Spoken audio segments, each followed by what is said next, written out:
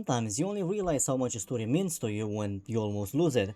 After 2 months of uncertainty, shutdowns, and not even knowing what was going to happen to the game itself, Snowbreak is finally back, and after playing through the newest story chapter, that entire situation made me appreciate this game's writing even more than before, because it reminded me what Snowbreak has always been good at: its characters, its continuity, the way it builds attachment over time, the way every chapter feels like it's actually moving both the cast and the conflict forward instead of constantly resetting itself. That's why this newest chapter might be one of the best examples of that so far. The story doesn't just succeed through its main characters, it succeeds through the way every part of the narrative now feels more mature than it did at the beginning of the game. The protagonist feels more complete, the antagonists finally feel more developed, even the conflict itself has evolved into something much stronger than before. That progression is the real reason Snowbreak's story works, so I want to break down exactly how each of those things plays out in this chapter. One thing I've always loved about Snowbreak is how simple its character structure actually is, and I mean that in the best possible way. The story never tries to overload itself with 10 different character arcs fighting for attention at the same time. Every major episode focuses primarily on two central characters together with the protagonist, and the entire conflict is usually built around them. Instead of constantly trying to create massive spectacle, the story gives itself enough room to properly explore the characters it chooses to focus on. What makes Snowbreak especially good at this is that even when certain characters are not at the center of the current episode, they still continue feeling like part of the world itself. The cast never fully disappears into irrelevance once their spotlight ends. They continue existing around the story naturally, which gives the world a very grounded feeling over time. This newest chapter is not an exception to this rule. The two central characters here are Longyan and a new version of Frithia, one of the original members of the cast. Of course, seeing one of the older characters return to the center of the story again was already satisfying on its own. One thing Snowbreak consistently does well is keeping the original squad relevant instead of constantly abandoning them for newer characters. Longyang's arc asks whether you can reject what you were made to be. Frithia's arc asks something harder: what happens when the right choice and the moral choice aren't the same? Longyang's story revolves heavily around identity and purpose. As the chapter progresses, we slowly learn more about who she really is and why she was created in the first place. Eventually, the story reveals that even the affection she received from her mother was never truly unconditional. She was created as a vessel for a supercomputer, and the love she remembers was ultimately part of preparing her for that role. That completely reframes her entire existence. Suddenly, Longyan is forced to confront the possibility that her entire life might have been designed around becoming a tool for someone else's ambition, not to mention that someone being her mother. What makes her arc work is that the chapter never turns her into a passive victim of the reveal. Even when she finally reaches the point where she could ascend into something far beyond human, she actively chooses to reject it. She chooses to remain herself. In doing so, she also lets go of her attachment to the version of her mother she spent her entire life holding on to. This is what gives the arc weight, not simply the tragedy behind her creation, but the fact that she ultimately chooses humanity over purpose. Prithia's side of the story works very differently. Narratively, she has always been one of the most important characters in Snowbreak, because technology sits at the center of almost everything in this world. The equipment the operative use, the systems protecting humanity, even the tools that allow the cast to survive their conflicts all connect back to research and technological development in some form. Frithia stands at the center of that progress. We get to see how deeply she loves researching new technology, but also the moral boundary she tries to maintain around it. She genuinely believes technology should exist to help humanity rather than replace it entirely. That conflict becomes especially interesting as the story almost makes it clear those boundaries are not absolute. If pushed far enough, Frithia is willing to cross lines she normally considers unacceptable in order to save the people important to her, especially the protagonist. And the story proves that almost immediately. The new technology she develops throughout the chapter represents years of research and potentially massive progress for humanity itself, but the moment the protagonist's life is placed in danger, Frithia is fully willing to overuse that technology, even knowing it would permanently destroy it in the process. That moment says everything about her character. Despite how much she values scientific progress, There is still a line where human life matters more to her than the advancement itself.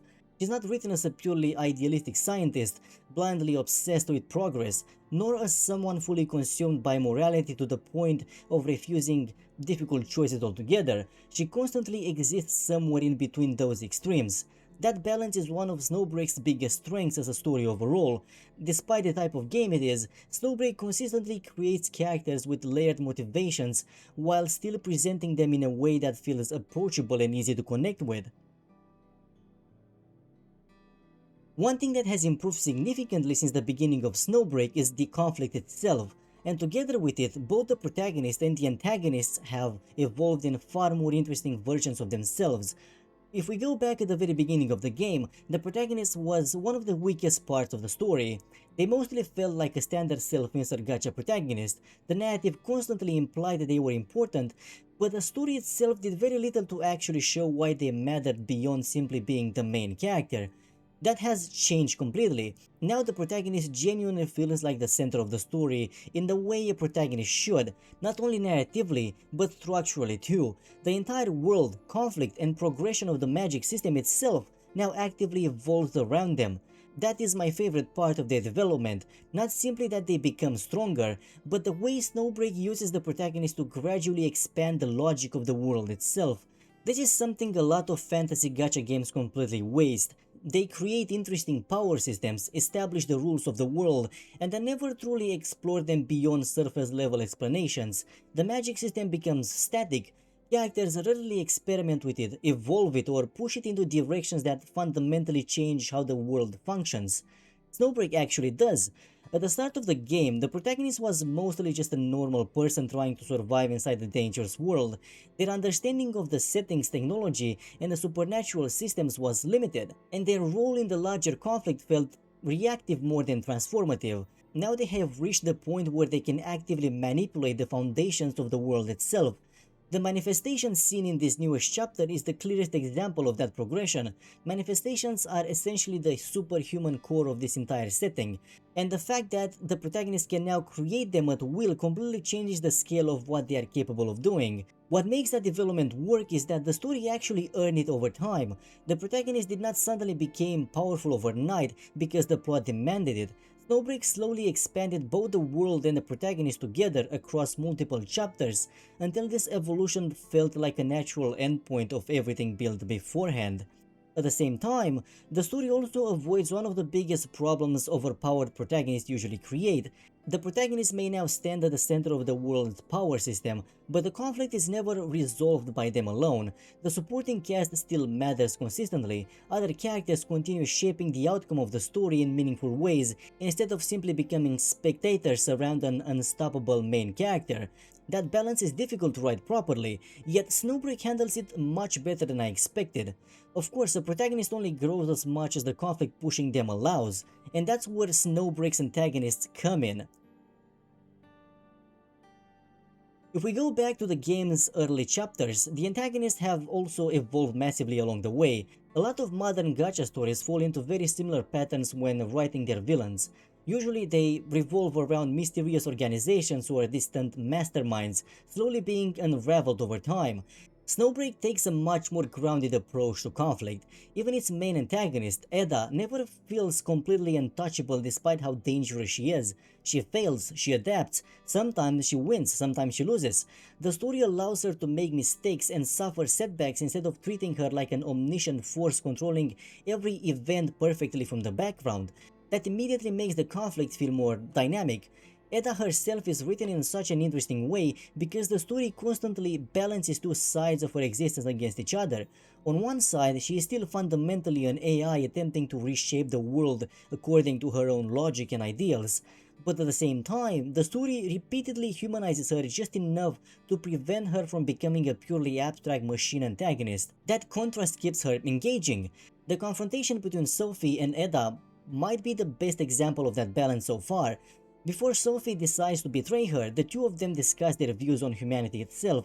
Then, the moment Sophie realizes Eda's vision fundamentally clashes with her own, she immediately turns against her and cuts her off from the world entirely. Suddenly, this almost omnipresent AI who spends most of the story observing and manipulating events from above is reduced to watching everything from isolation, unable to interfere the way she once could. What really sells the scene is Eda's reaction afterward. The moment she screams Sophie's name at the end, Sophie! the story briefly strips away the image of this cold, calculating superintelligence and reveals something much more human underneath. That contrast is exactly what makes Eda work as an antagonist. Now, this newest chapter pushes the conflict even further through Sophie, because she completely changes the power dynamic of the story. What makes her introduction so interesting is that she does not simply oppose the protagonist, she actively manipulates Eda herself and temporarily removes the game's central antagonist from the conflict entirely. That is a massive shift for the story, especially because Sophie does not feel motivated purely by power or destruction. Like many of Snowbreak's strongest characters, she feels shaped by the tragedy of the world itself. She wants to create something better, even if the methods she chooses will likely become increasingly dangerous moving forward, which suddenly places the conflict in a much more unstable position than before. Now the story is no longer built around a single dominant antagonist controlling everything from above. Multiple forces are actively colliding against each other at the same time, each with their own goals, ideologies, and methods. That evolution is the real reason the conflict feels so much stronger now than it did at the beginning of the game. What started as a fairly standard setup has gradually evolved into something far more layered, personal, and unpredictable over time. That's the biggest reason this chapter, and the rest of the story for that matter, worked as well as it did for me, because it genuinely felt like the story was moving forward. The characters evolved, the conflict evolved, even the world itself feels more developed now than it did at the beginning of the game. After everything that happened around Snowbreak these past few months, coming back to a story that is still disinvested in its own progression made me appreciate the game even more.